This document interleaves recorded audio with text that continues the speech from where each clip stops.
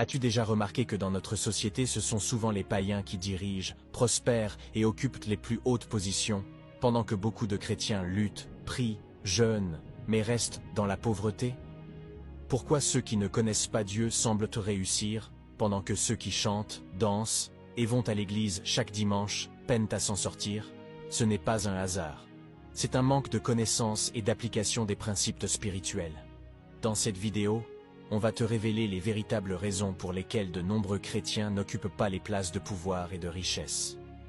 On parlera de sacrifice, d'humilité, de travail, d'unité, de gratitude, et de tout ce que le royaume de Dieu attend de nous pour manifester la prospérité. Et reste bien jusqu'à la fin, car ce que tu vas apprendre peut totalement changer ta vie. Alors prends ton carnet, installe-toi bien, et prépare-toi à ouvrir les yeux sur les clés que beaucoup ignorent. Manque de sacrifice véritable, le plus grand frein à la prospérité du chrétien. Dans toutes les générations et dans toutes les cultures, les hommes ont toujours compris un principe spirituel universel. Rien de grand ne s'obtient sans sacrifice. C'est pourquoi les peuples païens sacrifient du temps, de l'énergie, de l'argent, des animaux, voire des humains, pour obtenir le pouvoir, la richesse, le succès, la protection. Et malheureusement, le peuple de Dieu, les chrétiens d'aujourd'hui sont devenus paresseux spirituellement. Ils veulent les bénédictions d'un royaume éternel, sans en vivre les exigences. Dans la vie réelle, les occultistes sacrifient du sommeil pour consulter leurs idoles à 2h, 3h du matin. Ils sacrifient de l'argent, parfois des millions, pour des fétiches ou des pactes. Ils sacrifient même des relations humaines pour obtenir des postes d'influence. Ils sacrifient leur moralité pour obéir aux règles de leur cercle spirituel. Que le féticheur demande à un païen de venir 1h du matin pour un sacrifice même dans la vallée de la mort, le païen viendra, et à l'heure. Pendant ce temps, le chrétien refuse de jeûner un jour. Il ne peut pas prier 1 heure sans distraction. Il trouve que les veillées de prière sont trop longues. Il veut la prospérité de Joseph, sans passer par la fosse et la prison. Il veut l'onction d'Élie, sans passer par les années d'isolement au désert. Job 38 versets 12 à 13. Une seule fois dans ta vie, est-ce que tu as donné au jour l'ordre de se lever? Est-ce que tu as dit à l'aurore, prends la terre par ses bords et secoue-la comme un tapis, pour faire tomber les gens mauvais? Principe spirituel, tout autel réclame un sacrifice. Il n'y a aucune puissance dans le monde, ni dans le monde visible ni invisible, qui se manifeste sans un autel, et aucun autel n'agit sans un sacrifice. C'est une loi spirituelle. Le royaume de Dieu est bâti sur un sacrifice, celui de Jésus-Christ. Et pour que cette puissance coule dans nos vies, nous devons aussi apprendre à offrir nos vies, nos biens, notre temps, notre énergie à Dieu. Refus de s'humilier pour commencer petit, un défaut des chrétiens. Jean 13 versets 14 à 15. Si donc je vous ai lavé les pieds, moi le Seigneur et le Maître, vous devez aussi vous laver les pieds les uns aux autres. Car je vous ai donné un exemple, afin que vous fassiez comme je vous ai fait. Le plus grand obstacle au progrès pour beaucoup de chrétiens n'est pas le diable. Ce n'est pas la sorcellerie. Ce n'est même pas le manque d'opportunités. C'est l'orgueil silencieux dans le cœur. Un orgueil qui refuse de commencer petit, de s'humilier, de descendre pour que Dieu l'élève.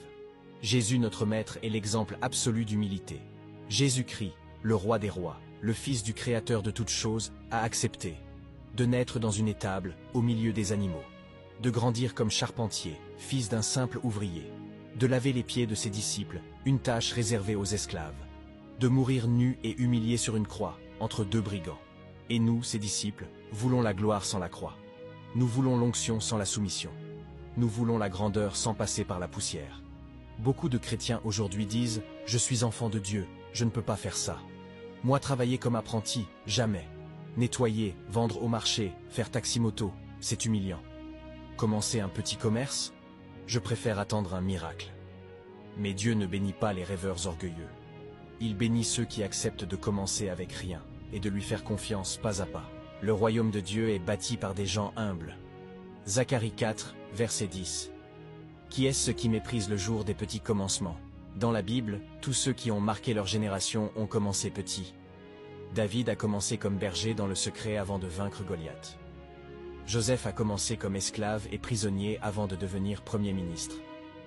Ruth a commencé comme glaneuse dans les champs avant d'épouser Boaz. Mais aujourd'hui, les chrétiens veulent commencer directement au sommet. Ce n'est pas biblique. Ce n'est pas spirituel. Ce n'est pas réaliste. Pendant ce temps, les païens acceptent l'humiliation. Tu verras des jeunes non-chrétiens commencer comme domestiques, être apprentis mécaniciens, vendre dans la rue, faire des tâches que les chrétiens trouvent indignes. Mais après 10 ans, ils deviennent patrons, importateurs, hommes d'affaires, leaders. Parce qu'ils ont semé dans l'humilité, ils récoltent dans l'honneur. Philippiens 2, versets 8 à 9. Il s'est humilié lui-même, se rendant obéissant jusqu'à la mort, même jusqu'à la mort de la croix. C'est pourquoi Dieu l'a souverainement élevé. Si tu refuses de t'abaisser, tu bloques Dieu dans son travail d'élévation. Car Dieu ne travaille qu'avec les cœurs brisés et humbles. Le vrai chrétien accepte de commencer petit, d'apprendre en servant, de laver les pieds des autres, de vivre des saisons difficiles avec foi et fidélité. Car il sait que Dieu élève ceux qui s'abaissent. Si c'est ton cas, faire cette petite prière et reprends-toi à partir d'aujourd'hui.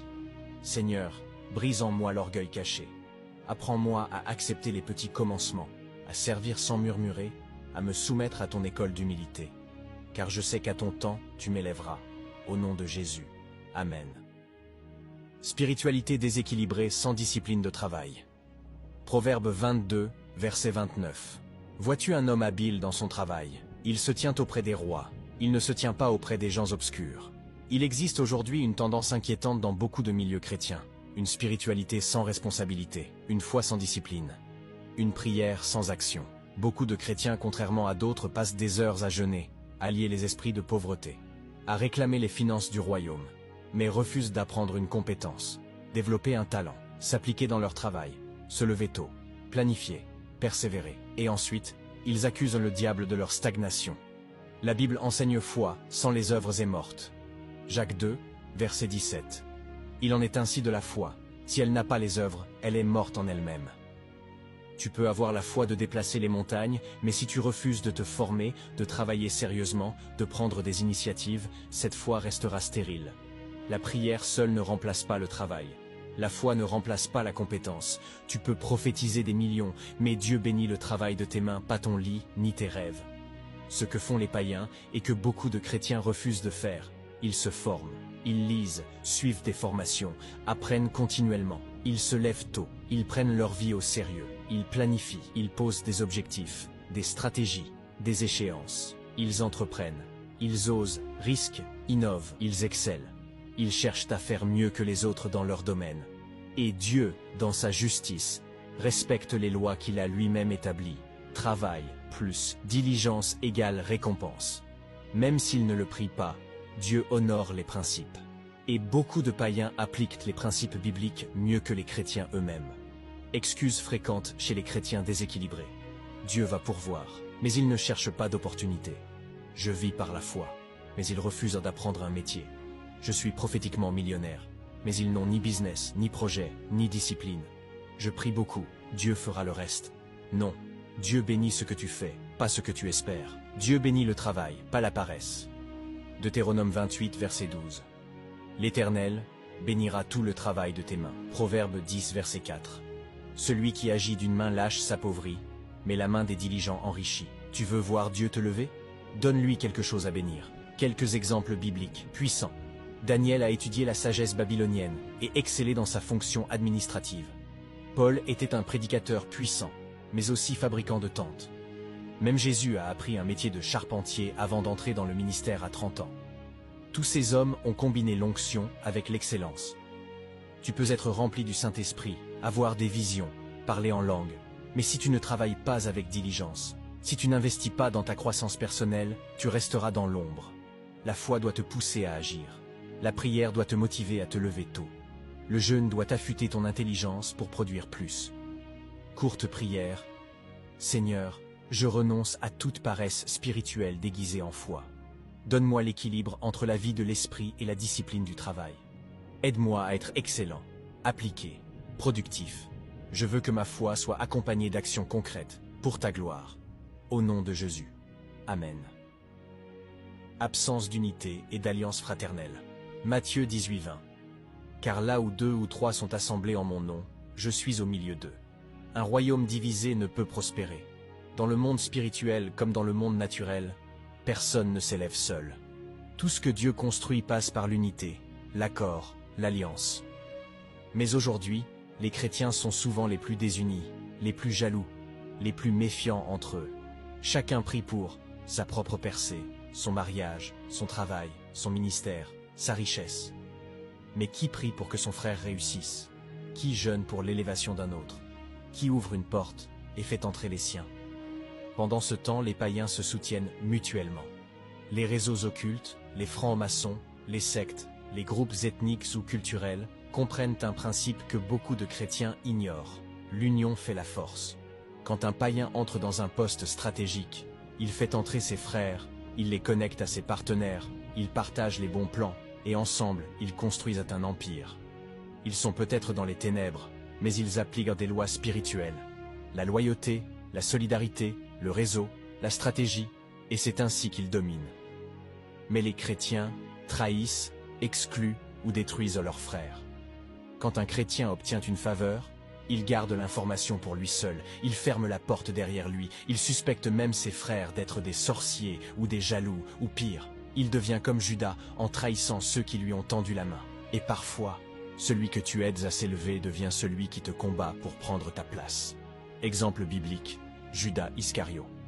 Judas était proche de Jésus. Il avait accès aux finances du ministère. Mais au lieu de soutenir la mission, il a vendu son maître pour quelques pièces. C'est exactement ce que certains chrétiens font aujourd'hui. Ils détruisent ceux qui les ont aidés. Ils combattent ceux qui les ont introduits. Ils se réjouissent quand un frère tombe. Les premiers disciples, eux, avaient l'esprit d'unité. Acte 2, verset 1. Le jour de la Pentecôte, ils étaient tous ensemble dans le même lieu. Acte 2, versets 44 à 45. Tous ceux qui croyaient étaient dans le même lieu, et ils avaient tout en commun. Ils partageaient à chacun selon ses besoins. Et c'est là que le Saint-Esprit est descendu. Là que la puissance s'est manifestée. Là que la croissance est venue. Les murs qui empêchent l'unité aujourd'hui, la jalousie spirituelle. Pourquoi c'est lui que Dieu bénit? La mentalité de compétition, il ne faut pas qu'il me dépasse. Le tribalisme et le favoritisme, je n'aide que les gens de ma région ou de mon clan. Le manque de pardon, je ne peux pas prier avec lui, il m'a offensé. La suspicion religieuse, il est trop béni, il doit faire quelque chose de bizarre. Mais la vérité est claire. Tant que le corps de Christ reste divisé, il restera faible. Tant que tu pries seul, tu limites la gloire. Tant que tu refuses de faire alliance avec ton frère, tu t'exposes seul à l'ennemi. Ce que Dieu attend de son peuple, des alliances sincères entre frères. Des réseaux de soutien fondés sur l'amour, la vérité et la vision du royaume. Des prières collectives et stratégiques. Des actions unies pour faire avancer le bien commun. Un chrétien qui réussit doit former, connecter, soutenir ses frères dans la foi. Une église locale doit être un réseau de développement et d'élévation mutuelle. Un groupe de jeunes croyants peut devenir une équipe de percée si l'unité est réelle. Ensemble, ils peuvent créer des entreprises, fonder des écoles, influencer la politique, financer les missions, briser la pauvreté. Prière. Seigneur, brise en moi tout esprit d'individualisme, de jalousie et de trahison. Donne-moi un cœur uni à mes frères, un esprit de collaboration et d'alliance. Fais de nous un peuple solidaire, uni, puissant pour ton royaume. Là où 2 ou 3 s'accordent, que ta gloire descende. Amen. Ingratitude et absence d'action de grâce. 1er Thessaloniciens 5 verset 18. Rendez grâce en toutes choses, car c'est à votre égard la volonté de Dieu en Jésus-Christ. Le pouvoir méconnu de la reconnaissance. Un cœur ingrat ferme les cieux. Un chrétien qui ne sait pas remercier Dieu dans les petites choses ne recevra jamais les grandes. Beaucoup veulent des bénédictions, mais peu reviennent vers Dieu avec un cœur rempli de reconnaissance. L'exemple des 10 lépreux. Luc 17 versets 17 à 18. Jésus prit la parole et dit, « Les 10 n'ont-ils pas été guéris? Et les 9 autres, où sont-ils? Ne s'est-il trouvé que cet étranger pour revenir et donner gloire à Dieu? 10 lépreux ont été guéris, mais un seul est revenu rendre grâce. Et c'est à ce seul que Jésus a dit, « Va, ta foi t'a sauvé. » Les 9 autres ont reçu un miracle, mais le reconnaissant a reçu une restauration complète. L'exemple puissant de la veuve de Sarepta et d'Élie, dans 1er Roi 17 versets 10 à 16, une veuve pauvre, affamée, au bord de la mort, reçoit le prophète Élie. Il lui demande un peu d'eau, puis une galette. alors qu'elle n'a que de quoi faire un dernier repas pour elle et son fils. Pourtant, elle obéit. Elle honore l'homme de Dieu. Elle donne d'abord à Dieu à travers le prophète, avant de penser à elle. Et voici le résultat. Le pot de farine ne s'épuisa point, et la cruche d'huile ne diminua point. Elle n'a pas été bénie parce qu'elle avait beaucoup. Elle a été bénie parce qu'elle a su donner, honorer, et rendre grâce même dans sa pauvreté. Aujourd'hui, beaucoup de chrétiens prient quand ils ont des besoins, jeûnent quand ils ont des problèmes, pleurent pour avoir, mais ne savent pas remercier quand Dieu fait. Et certains vont même jusqu'à se plaindre au lieu de louer. Dieu m'a seulement donné ça. Pourquoi c'est petit? Je mérite mieux que ça. Et mon voisin païen, il a plus que moi. Pourquoi l'ingratitude bloque la prospérité? L'ingratitude ferme la main de Dieu.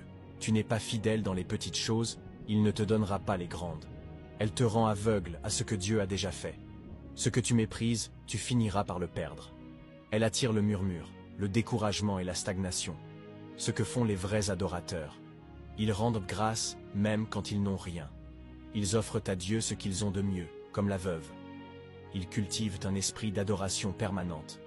Ils savent dire « Merci Seigneur pour ce petit travail, cette santé, ce repas, cette journée. » Prière. Seigneur, pardonne-moi pour toutes les fois où j'ai oublié de dire merci. Délivre-moi de l'ingratitude. Donne-moi un cœur de reconnaissance dans les bons jours comme dans les mauvais. Je veux te louer, t'honorer et t'adorer, même avec le peu que j'ai, afin que tu multiplies selon ta fidélité. Au nom de Jésus, Amen. Frères, sœurs, ce que tu viens d'entendre n'est pas une simple exhortation, c'est un appel au réveil. Si aujourd'hui les chrétiens peinent à prospérer alors que les païens dominent, ce n'est pas parce que Dieu les a oubliés, mais parce que nous avons négligé les principes divins qui attirent la faveur, la richesse et l'influence. Nous avons vu ensemble le manque de sacrifice véritable, le refus de commencer petit, la spiritualité sans discipline de travail, l'absence d'unité entre frères, l'ingratitude et le mépris des petites bénédictions. Ce sont là des blocages puissants que le peuple de Dieu doit briser pour expérimenter une réelle percée financière et spirituelle.